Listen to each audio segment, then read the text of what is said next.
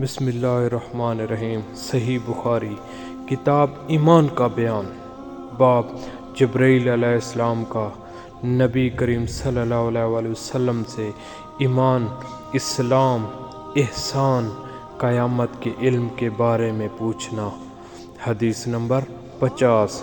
ایک دن نبی کریم صلی اللہ علیہ وسلم لوگوں میں تشریف فرما تھے کہ آپ کے پاس ایک شخص آیا اور پوچھنے لگا کہ ایمان کسے کہتے ہیں؟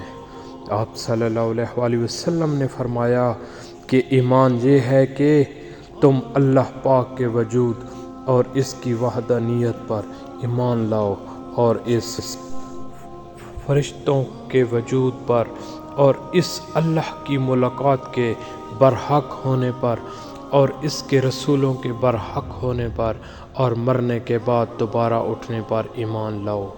پھر اس نے پوچھا کہ اسلام کیا ہے؟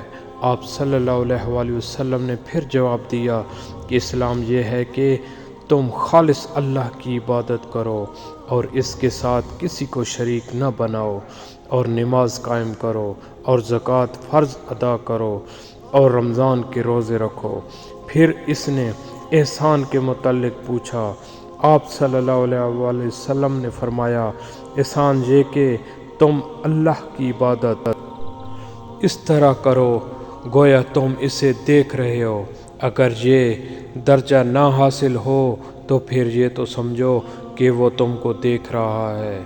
پھر اس نے پوچھا کہ قیامت کب آئے گی؟ آپ صلی اللہ علیہ وسلم نے فرمایا کہ اس کے بارے میں جواب دینے والا پوچھنے والے سے کچھ زیادہ نہیں جانتا، البتہ میں تمہیں اس کی نشانیاں بتلا سکتا ہوں۔ وہ یہ ہیں کہ جب لونڈی اپنے آقا کو جنے گی، اور جب سیاہ اونٹوں کے چرانے والے دیہاتی لوگ ترقی کرتے کرتے مکانات کی تعمیر میں ایک دوسرے سے بازی لے جانے کی کوشش کریں گے۔ یاد رکھو، قیامت کا علم ان 5 چیزوں میں ہے جن کو اللہ کے سوا کوئی نہیں جانتا۔ پھر آپ نے یہ آیات پڑھی کہ اللہ ہی کو قیامت کا علم ہے کہ وہ کب ہوگی، آخر آیات تک۔ پھر وہ پوچھنے والا پیٹھ پھیر کر جانے لگا۔ آپ صلی اللہ علیہ وسلم نے فرمایا کہ اسے واپس بلا کر لاؤ۔ لوگ دوڑ پڑے مگر وہ کہیں نظر نہیں آیا۔